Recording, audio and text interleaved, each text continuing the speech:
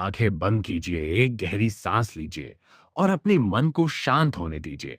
बहुत समय पहले की बात है, जब देवताओं और ऋषियों के मन में एक प्रश्न उठा कि त्रिदेवों में सबसे श्रेष्ठ कौन है, ब्रह्मा, विष्णु या महेश। इस प्रश्न का उत्तर खोजने के लिए महर्षि भृगु को चुना गया। वे पहले ब्रह्मा जी के पास गए, परंतु उन्हें उचित सम्मान नहीं मिला। फिर वे भगवान शिव के पास गए, परंतु वहां भी उन्हें संतोष नहीं हुआ। अंत में वे पहुंचे भगवान विष्णु के धाम वैकुंठ में। उस समय भगवान विष्णु शेषनाग की शैया पर विश्राम कर रहे थे। ये देखकर महर्षि भृगु क्रोधित हो गए और उन्होंने भगवान विष्णु के वक्षस्थल पर अपने पैर से प्रहार कर दिया। ये वही स्थान था जहां माता लक्ष्मी निवास करती है। परंतु इसके बाद जो हुआ वह पूरे ब्रह्मांड के लिए एक शिक्षा बन गया। भगवान विष्णु तुरंत उठे, उन्होंने क्रोध नहीं किया। उन्होंने भृग ऋषि के चरण पकड़ लिए और अत्यंत विनम्रता से कहा, हे ऋषिवर, आपके चरणों को चोट तो नहीं लगी? मेरा वक्षस्थल कठोर है।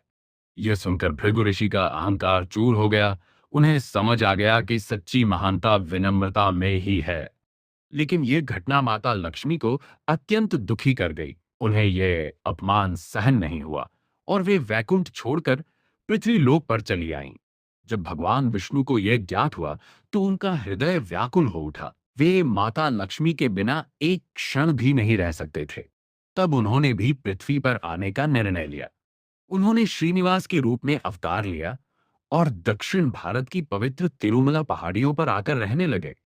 वहां उन्होंने एक साधु की तरह जीवन बिताना शुरू किया, वन में रहते ध्यान करते और माता लक्ष्मी के पुनर्मिलन की प्रतीक्षा करते।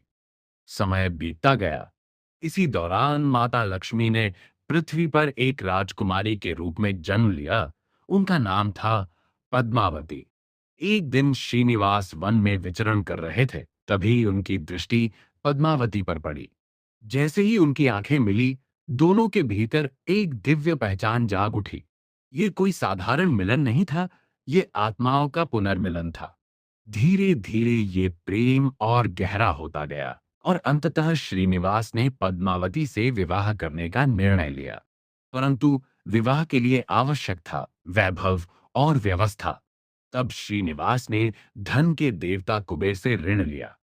इस ऋण के माध्यम से उनका विवाह भव्य रूप से संपन्न हुआ। यह विवाह केवल दो व्यक्तियों का नहीं था, यह विष्णु और लक्ष्मी का पुनर्मिलन था। विवाह के बाद भगवान श्रीनिवास ने वेंकटेश्वर का रूप धारण किया और तिरुमला की पहाड़ियों पर ही निवास करने का निर्णय लिया। उन्होंने यह स्थान इसलिए चुना ताकि एक कलयुग में अपने भक्तों के सबसे निकट रह सके। कहा जाता है कि कलयुग में भगवान वेंकटेश्वर सबसे शीघ्र प्रसन्न होने वाले देवता हैं। वे न तो जटिल पूजा की अपेक्षा करते हैं और न ही बड़े अनुष्ठानों की। वे केवल सच्चे मन की भक्ति देखते हैं। आज भी लाखों करोड़ों भक्त तिरुपति जाते हैं, लंबी लंबी कतारों में खड़े रहते हैं, घंटों प्रतीक्षा करते हैं, सिर्फ एक झलक पाने के लिए। और जब वह क्षण आता है, जब भक्त भगवान के सामने खड़ा होता है, तो उसके भीतर कुछ बदल जाता है।